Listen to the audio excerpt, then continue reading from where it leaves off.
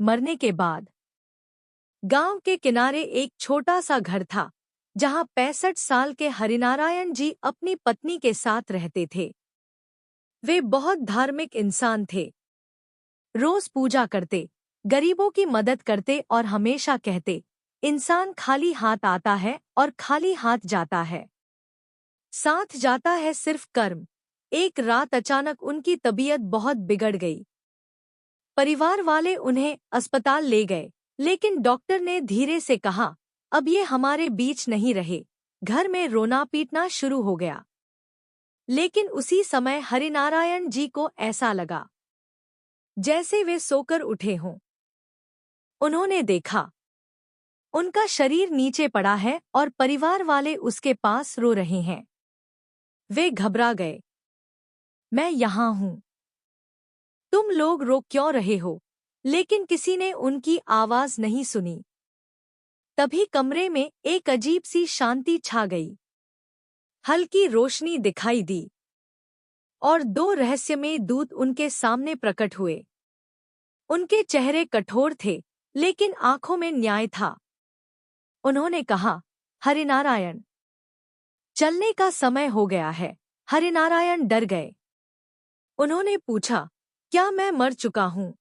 दूत बोले, शरीर समाप्त हुआ है, लेकिन आत्मा की यात्रा अभी बाकी है। इसके बाद वे खुद को एक अंधेरी सुरंग में जाते हुए महसूस करने लगे।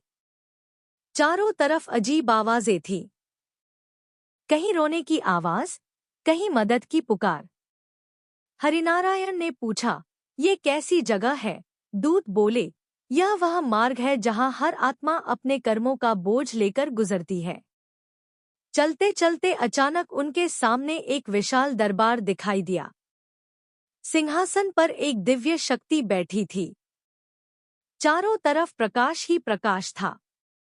वहां एक बड़ी पुस्तक खोली गई, जिसमें हर कर्म लिखा था। हरिनारायण की जिंदगी के सारे दृश्य सामने आने लगे। बचपन में की गई शरारतें, गरीबों की मदद, किसी को दिया गया दुख, किसी की मदद से निकली दुआ, सब कुछ। हरिनारायण रो पड़े। उन्होंने कहा, मुझसे गलतियां हुई हैं।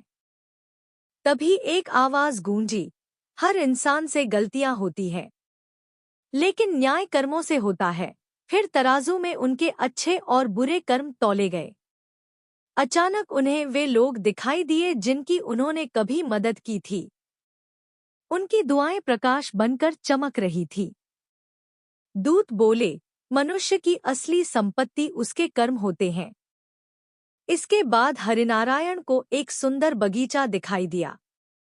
शांत नदी, मधुर संगीत और अद्भुत प्रकाश। उनका डर धीरे धीरे खत्म होने लगा। लेकिन तभी उन्होंने पीछे मुड़कर अपने परिवार को देखा। उनकी पत्नी रो रही थी, बेटा चुपचाप बैठा था। हरिनारायण भावुक होकर बोले, काश मैं उन्हें एक बार बता पाता कि जीवन बहुत छोटा है, नफरत में समय मत गवाओ। तभी दिव्य आवाज फिर गूंजी, धरती पर हर इंसान को समय मिलता है। जो प्रेम, दया और सच्चाई चुनता है, वही असली जीवन जीता है। धीरे धीरे सब कुछ रोशनी में बदलने लगा और हरिनारायण की आत्मा उस प्रकाश में आगे बढ़ गई। मृत्यु अंत नहीं, बल्कि कर्मों के हिसाब से एक नई यात्रा की शुरुआत है।